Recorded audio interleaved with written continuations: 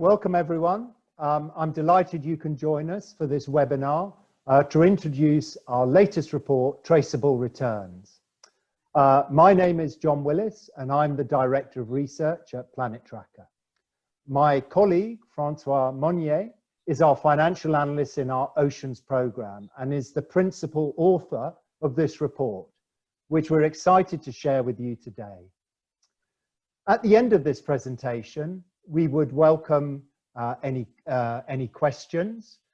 Please use the Q&A function at the bottom of your screen to post your questions during the presentation, and we will address them at the end. If we run out of time, we will contact you. You may also use the chat function if you prefer.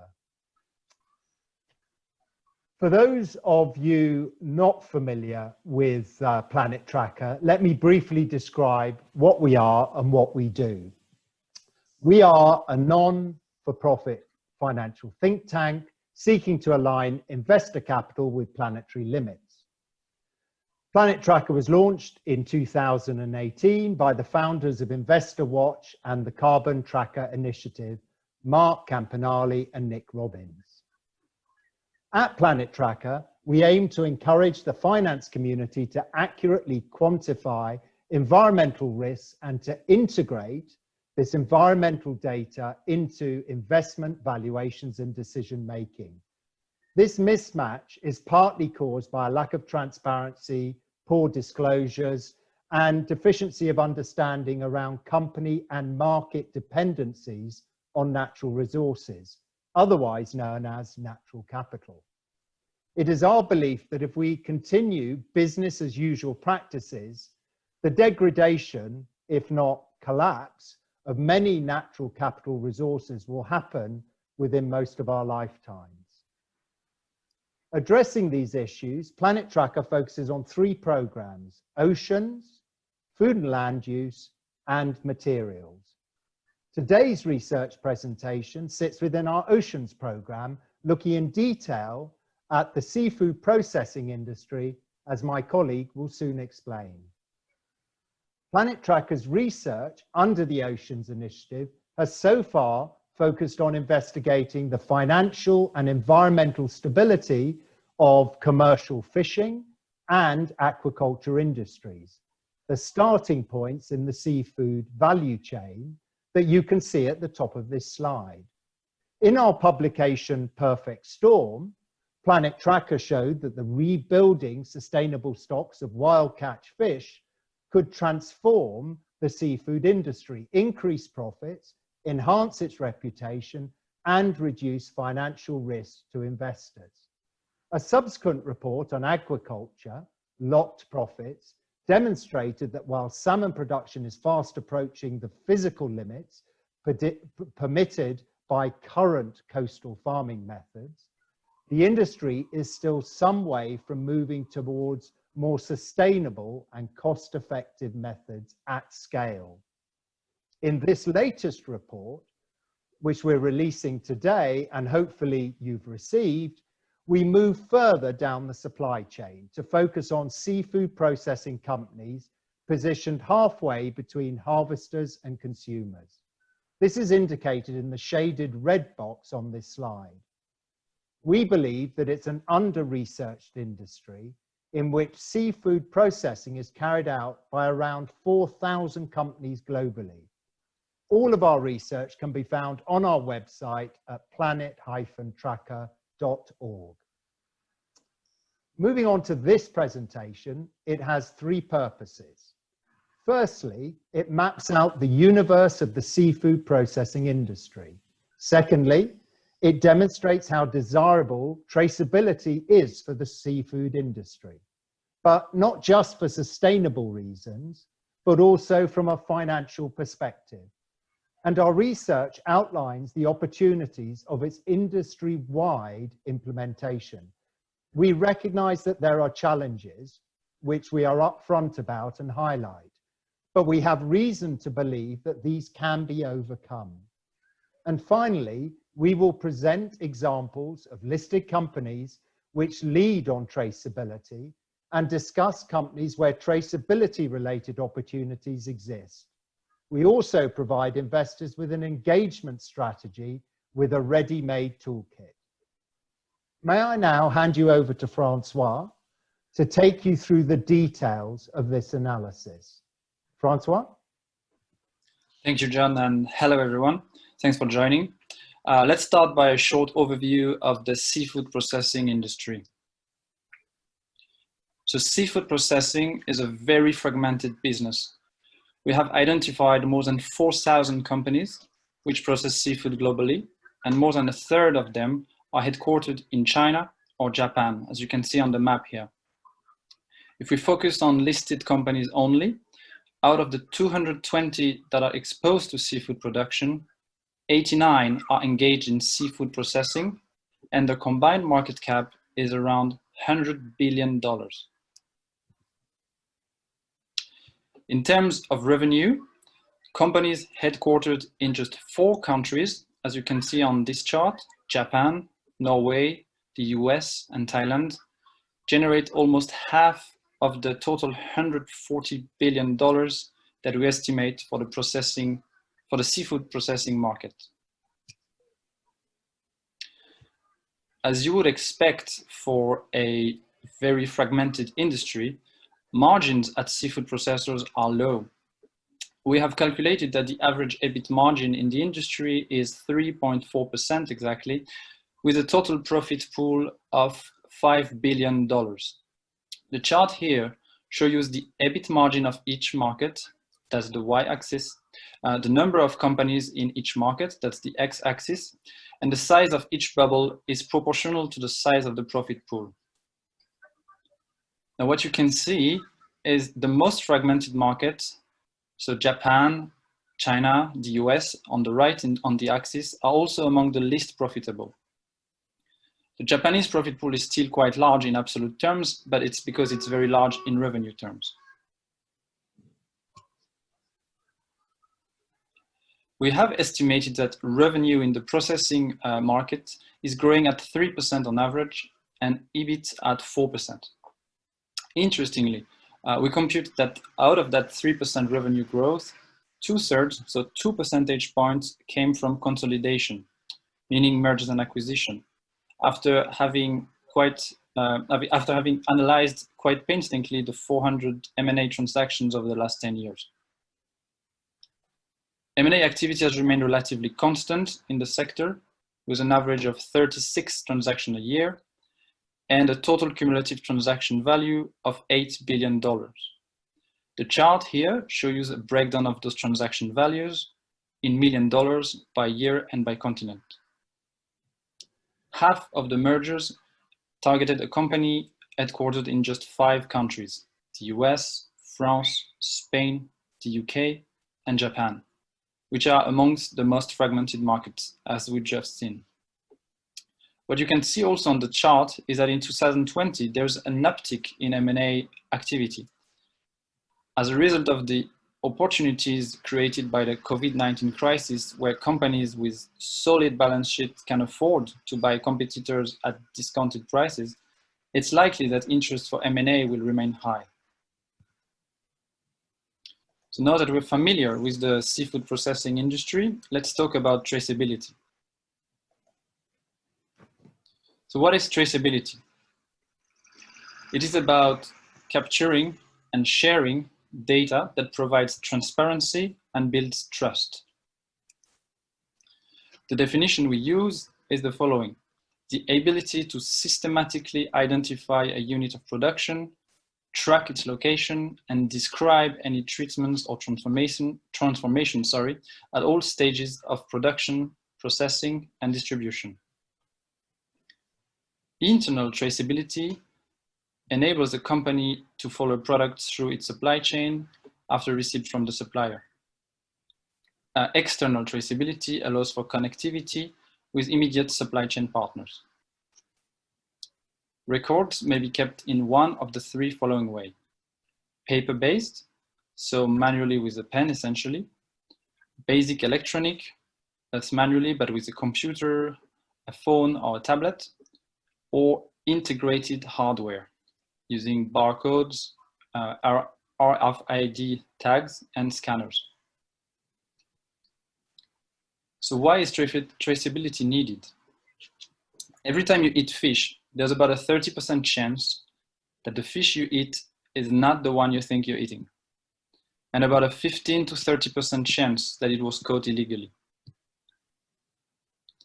Now, if all the seafood industry had traceability systems that talk to each other, enabling to track fish from the fishing vessel to your plate, the proportion of fish caught illegally would be much lower, or the proportion of fish mislabeled would be much lower, but also the cost of food recalls would be much lower, and the cost of waste would be much lower. Unfortunately, this is not the case for many reasons. And one of the key ones is that there are gaps in the traceability chain. For instance, if a company that catches tuna has a very good traceability system, and the retailers that sells tuna cans has also a very good traceability system, well, it's all for nothing if the processing company is sitting in the middle, in that case, the company turning a whole tuna into cans, does not have such a system, or if their systems do not talk to each other, or if the data captured is hard to understand. And because traceability gaps are often found at the processor level, we focused our research on traceability in the seafood processing industry. The good news is that a solution to these challenges has emerged. Global standards for seafood traceability were released in March 2020.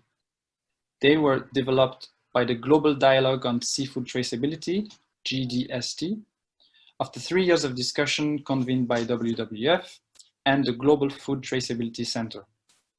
For the first time, this means that different traceability systems will be able to communicate with each other. The standards define the key data elements that should be linked to seafood products as they move through the supply chain, and the exact way that they should be presented. For instance, there are many ways to list a port code. The standards will tell you exactly which way you should use to list that port code. The standard also indicate possible sources to verify the data, such as a vessel's licensing authority. There's a growing momentum behind GDST. It was recently endorsed by multiple major organizations, including CBOS, which gathers some of the largest seafood companies in the world, but also the Global Tuna Alliance, an alliance of large global retailers focusing on, you guessed it, tuna, or the UK Seafood Industry Alliance. That means, with these standards, we have potentially a solution to 2 of the 3 challenges that we've just mentioned. For the remaining challenge, which is gap in the supply chain, we researched what are the triggers for a seafood company to invest in traceability and therefore close that gap. So before moving on to the next slide, let me quickly talk about these triggers. I think it's important. There are 3 of them. The first one is explicit support of senior management or owners of the company. Key driving of this support is whether these individuals have personally experienced an incident, like a product recall, in which traceability would have resulted in a distinct benefit. The second is to invest in a wider operating platform or IT system rather than just in traceability as a concept, if you want. And the third is market pressure. Retailers usually exert more pressure on the suppliers to implement traceability than, say, a restaurant.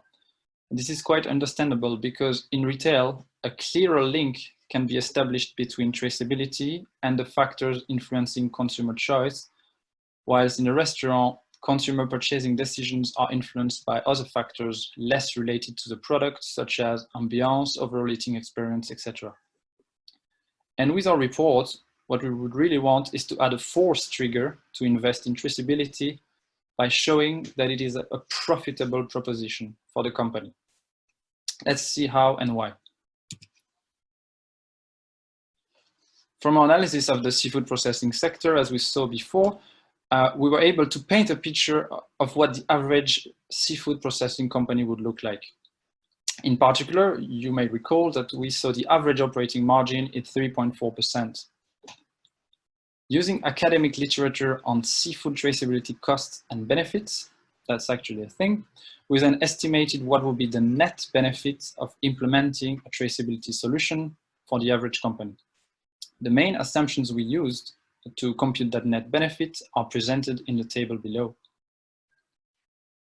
We were quite conservative in our assumptions, for instance, assuming no benefits whatsoever in terms of price or new business linked to traceability. And some of these benefits are actually very difficult to compute. For instance, reduced food recall cost, reduced weight cost, but they are key.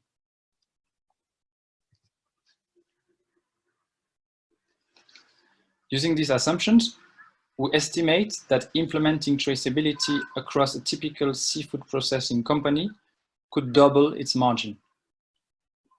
That's the key finding of our report. These charts show you simply the EBIT margin of the average processing company and the typical margin uplift coming from traceability. It just happens to be the same number, but that was not on purpose. Now let's put this margin gain into perspective. If you're a company executive wishing to improve your profitability, several options exist. Among them are volume growth, but that risks putting further pressure on fish stocks. Price inflation, which is very challenging in a very competitive industry.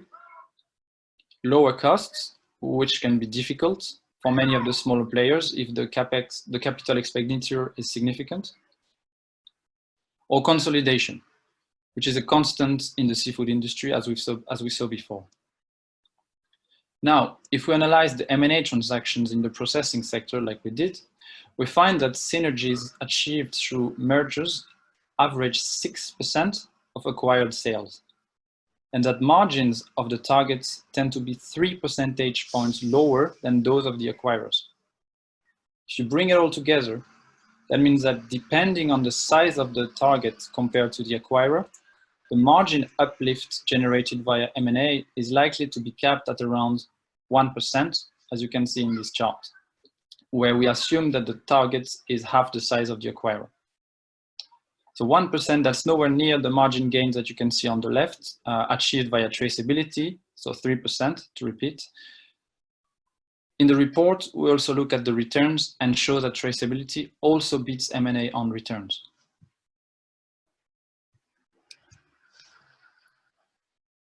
Now, we wanted to find an evidence of the claim we're making to see if indeed it is true that traceability would help increase margins. We found a few case studies that indeed validated our claim. You can find details in the report, but we were looking at a broader sample. That's why we turned our attention to seafood processors certified by MSC. To be certified by the MSC chain of custody standard, companies must have traceability system in place. So we simply looked at the margin of all seafood processors certified by this standard by MSC and compared them with those who aren't certified. And what we found is that no matter how big a company or where the company operates, a certified company generates higher EBIT margin than one that is not, as you can see on the chart here. The margin differential is 215 bips, that's for the bar charts on the left, and 400 bips for companies with more than $1 billion in revenue. That does not mean that certification is a driver of this margin gain. Correlation is not causation effectively, that's what we're saying. It also does not mean that a company should get certified at all costs. Certification is quite a controversial topic, but it probably means that companies that took steps to be certified, and one of those key steps is implementing traceability, end up being more profitable than others. So now that we've established the benefits of traceability, I assume you're all very eager to find out whether traceability is widely implemented at seafood processing companies. Let's have a look and find out. In October last year, an organization called World Benchmarking Alliance, WBA, rated 30 of the largest seafood companies on multiple sustainability indicators. Using the scores of some of these indicators that you can see on the charts, such as disclosure of sourcing policies, no IUU fish, well-managed sources, etc., we built a new score, which is the sum of the scores attributed to each company for each of these 6 indicators. Just to be clear, we did not participate in the assessment of these companies that was done by WBA, but we only aggregated the scores that were attributed by WBA. If we focus only on listed companies and only on companies for which seafood processing is a key business, so that's the top of the chart here, public companies, and excluding Charan Pokpan Foods, which is a large Thai retailer, we can see that really only Mowi and Thai Union are highly rated on our traceability score, which we define as a score above 15 out of 30. Mowi, previously called Marine Harvest, disclosed detailed information around its core supply chain activities, policies, and approaches, and leads the benchmark in terms of transparency. The company launched a traceability platform that allows customers to know exactly where the salmon comes from, how long time it spent in fresh and seawater, where and when it was processed, how it reached the store, using a QR code. Another company, Leroy Seafood, which is part of the Oosterwolde Seafood Group, does exactly the same. Moving to Thai Union. Thai Union uses a custom-built traceability system that provides digital data management tools, and perhaps more importantly, it is the only large seafood group that has signed the adoption statement of the GDST standards we mentioned before, and it is committed to working on interoperability for the wider seafood industry. For other companies, clearly opportunities exist, and the good news is that they can be materialized.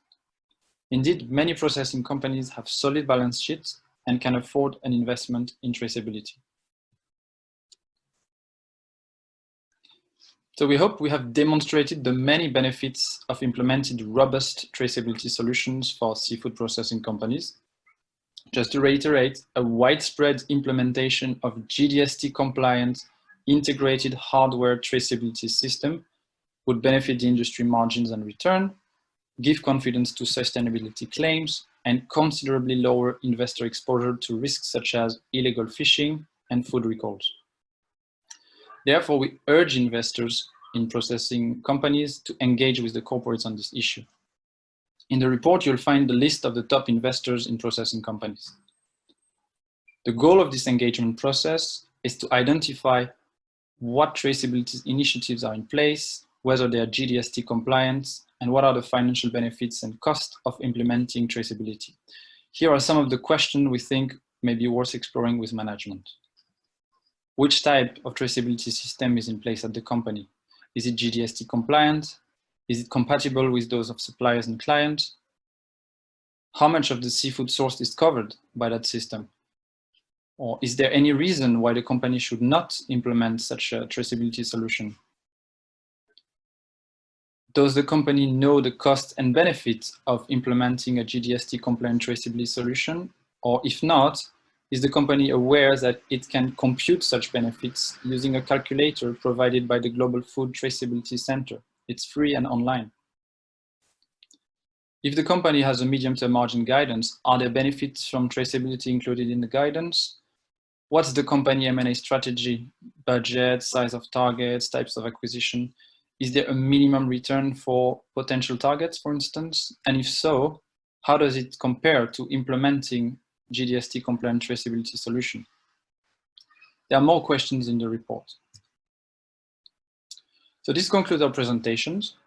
Before we move to Q&A, we would like, of course, to thank our funders, the Gordon and Betty Moore Foundation, through the Finance Hub, and the Oak Foundation. Without them, this research would not have been possible, so a big thank you. And thank you all for bearing with me.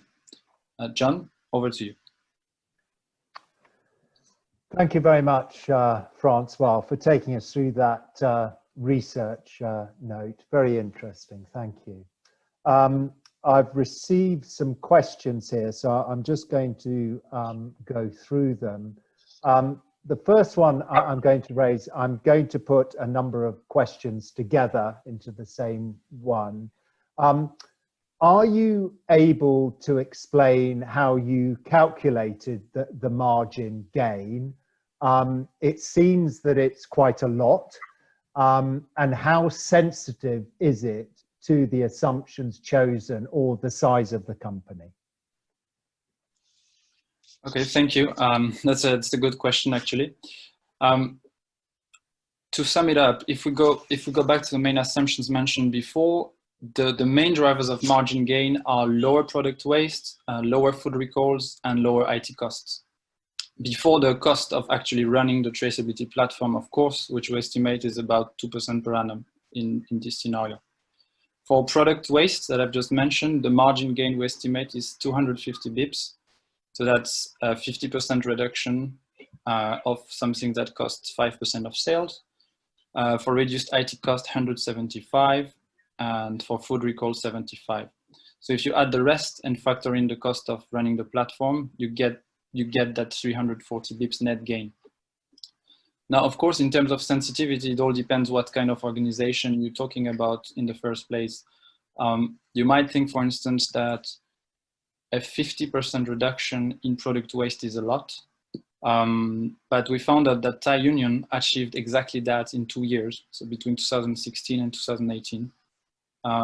Food recall costs are another big drivers of margin gain. They are more difficult to estimate. It's because it's more of a volatile hit to your margin every few years, as opposed to a constant drag, of course. But taking some real life example, annualizing the cost, we derive the assumption mentioned here.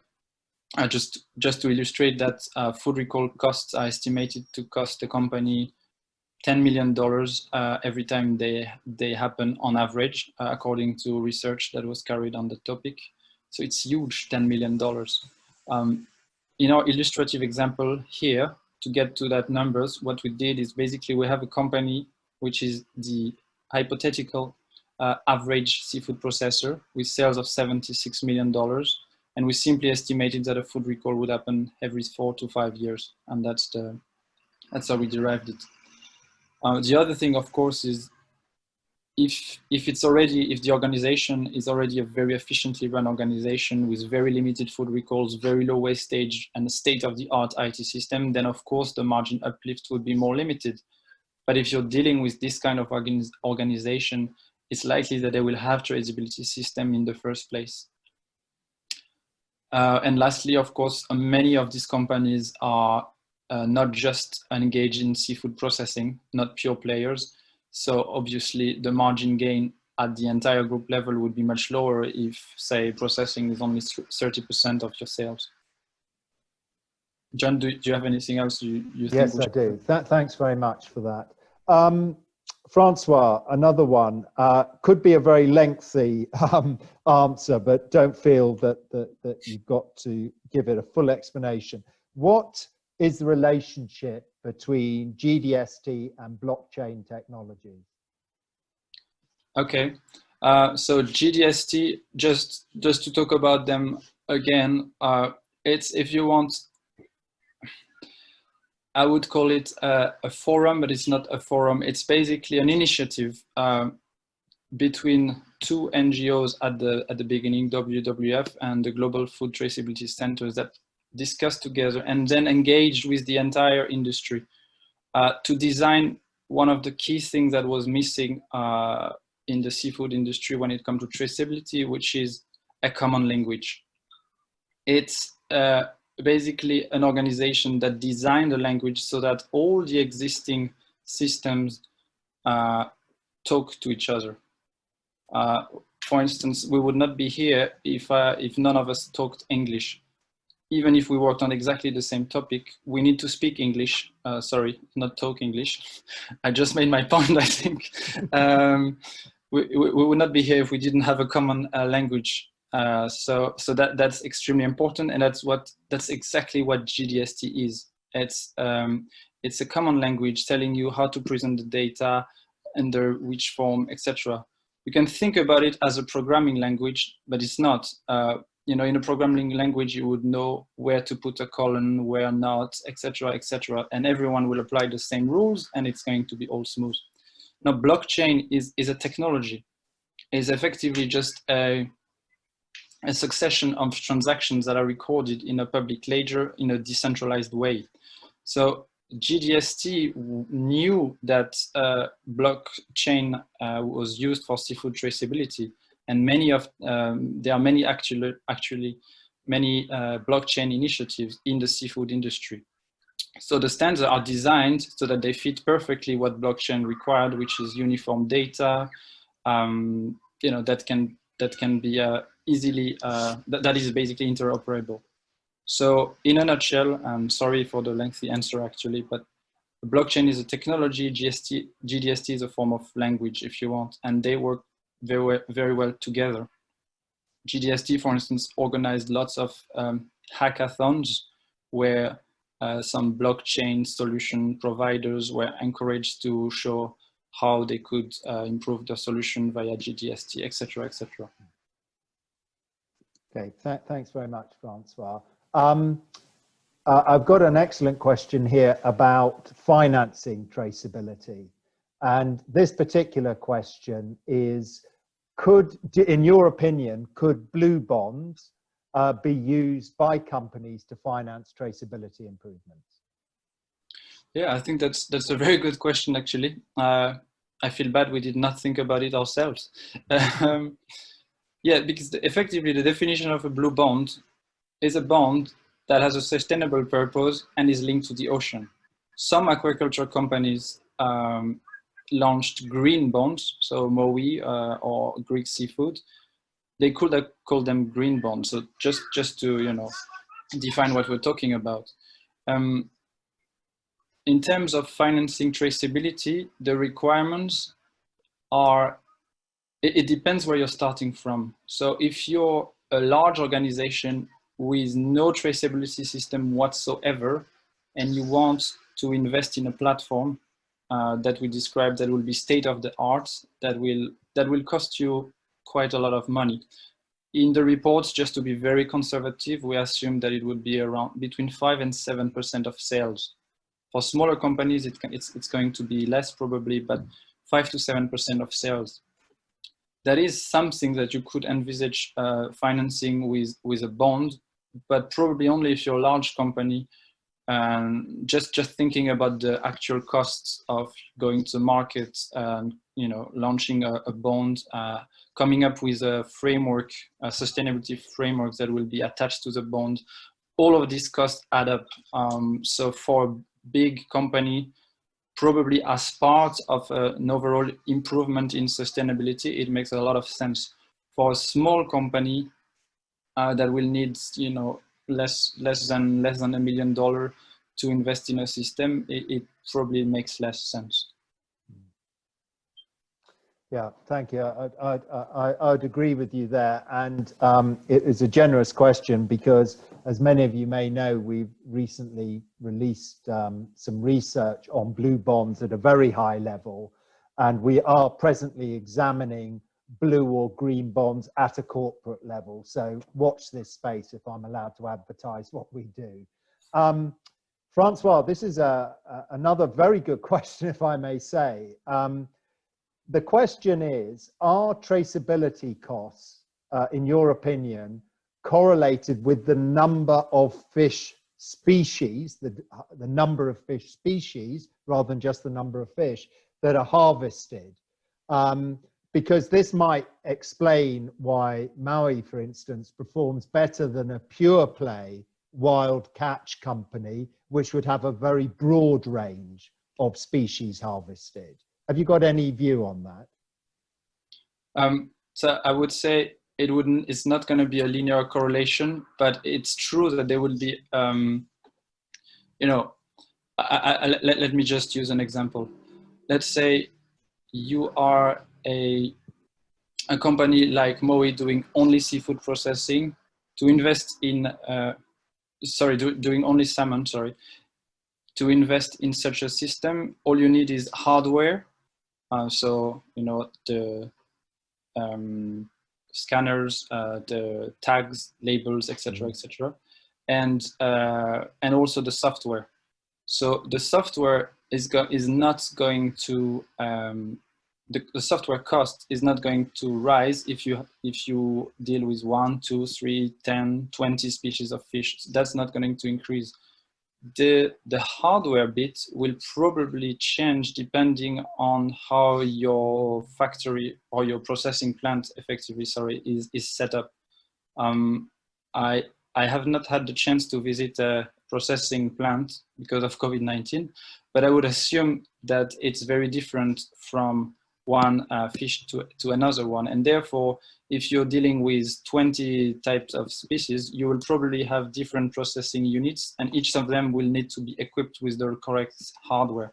So that's probably going to lead to an increase in costs. But otherwise, the platform itself, no, it's going to be the same. The IT, you know, the cost of installing the training, all of that is probably going to be the same. Okay, thank you, Francois. And I'll make this the final question, again, a very practical one.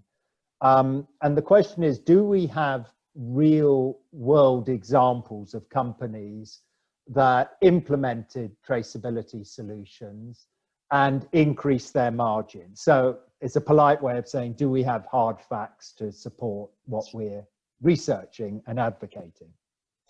Yes, of course, it's a fair question. The problem is it's difficult for a company to attribute a margin gain to traceability alone. That's not me saying, no, we don't have example, bear with me. Often say I don't know, in the case of Thai Union, the investment in traceability would come as part of a package of measures, and not, you know, it would not be easy to single out what was the benefit specifically attributed to companies, to traceability, sorry. That being said, just to give one example, there's a processing company called Norpak that is based in Hawaii that we studied about, and they did exactly that. So specifically quantifying the benefits of traceability. So Norpak, they are engaged in seafood processing, mostly tuna, and they had a paper-based traceability system already, and they moved to barcodes and scanners, so what we called integrated hardware. What they said is, it's interesting, is that it reduced the amount of overtime significantly. So before, with paper-based records, there were many mistakes, which had to be corrected, and that resulted in longer shifts. With scanners and barcodes, this was no longer the case. So the company reduced its overtime from, I think, around 1,600 hours to just under 100 hours a month, I think, yeah. In addition, they also lowered the cost of goods sold by 2% and got much better inventory management. This they did not quantify. So overall, running the computations, we estimate the combined margin gain translate to 1 to 2%, closer to 2% of sales. And except that one where I can give you hard numbers, sorry, it's just that I'm a financial analyst by background, so some of them mentioned positive comments, but it's hard to find a number. But the other example really is to reiterate what we've said before on companies certified by MSC that have a traceability system in place and that have higher margin, no matter how you cut it by size, geography, what else they are doing. So it must be linked to higher efficiency and most likely the traceability component in place. Good. Thank you very much. I think I'm going to have to call it a day there. We didn't want to take up much more of your time. I just want to say thank you very much for attending this webinar. We really appreciate it. Thank you for reading our research. Please do feel free to contact us. Do go and have a look at the website. We truly do welcome your comments, actually. Polite or not, we're trying to always improve our research. Please enjoy the rest of the day. And on that note, it's goodbye from Francois, goodbye from myself, and goodbye from Planet Tracker. Thank you very much. Thank you very much. Bye-bye.